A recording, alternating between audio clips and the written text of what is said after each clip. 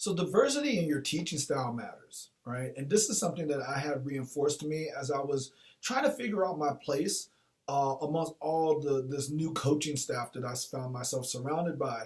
And look, remember, folks, I am so not the head coach. We got a head coach. I'm the actually the opposite of a head coach. I am like out of the 10 coaches, I am number 10 on this totem pole, like for real.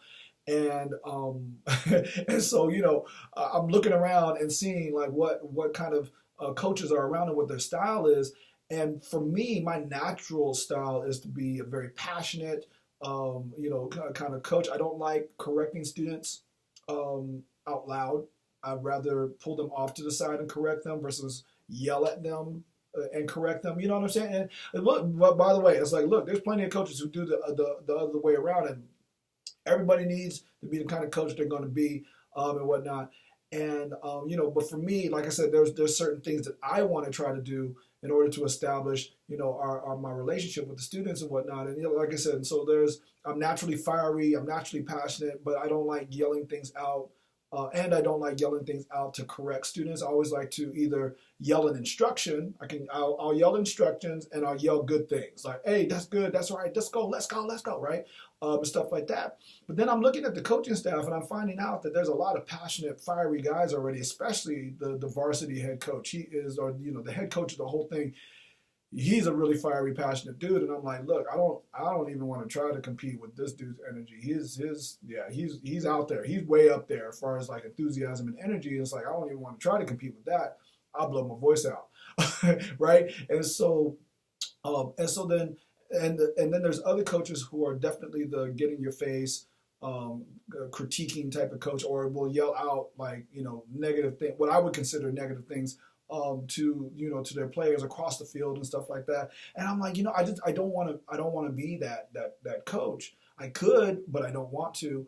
And honestly, with all the guys around us, it's not necessary. It's so not necessary. Maybe I would be more open to doing some things like that if they weren't around, right? Or if it wasn't so prevalent already. And so it's like, so what do I want to be? Who do I want to be as a coach? Reflected who I wanted to be as a teacher, like this idea of like, who do I want to be in a classroom? And, when you first start off with coaching, when you first start off with teaching, you're modeling yourself after someone that you know, right? It's like you don't even know who you are as a teacher yet. You don't know who you are as a coach yet.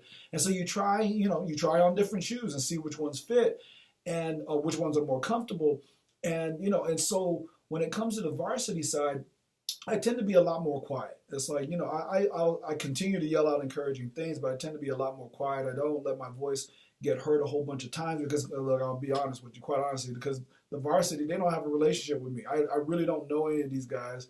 But as I get to know them, because I'm further down in the season now, it's like as I've gotten to know them, they become to trust me a lot more in my advice.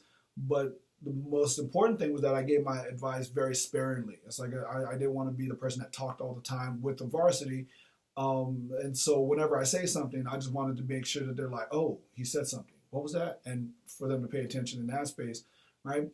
Well, it's kind of funny for the JV squad, the JV head coach, he is real chill. I mean, he is super chill. If anybody knows who Tony Dungy is, he's like Tony Dungy. He's just a really chill dude. And so he's talking to them and he's just super chill. And with the JV guys then, which is, who I work with primarily also, I can allow myself to be the fiery coach and all that. And, and all the time making sure that I don't steal any of the thunder away from, the JV head coach and whatnot. And so, right. And so managing yourself, that's important. And this is not you not being true to yourself. This is you managing yourself in a space, right?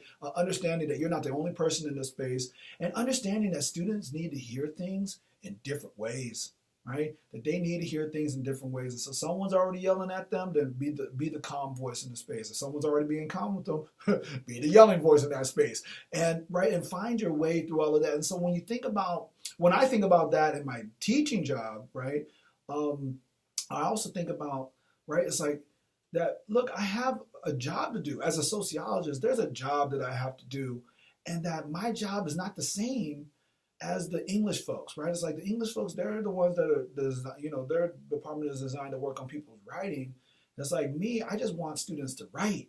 I don't want them to worry about the writing. Hopefully that actually made sense to someone. It's like, I don't want them to worry about writing. I just want them to write and to communicate their thoughts on paper, and things like that. While it's like, look, as far as all the corrective stuff, with all love and respect, let the English folks handle that part of it. It's like, I just want them to write.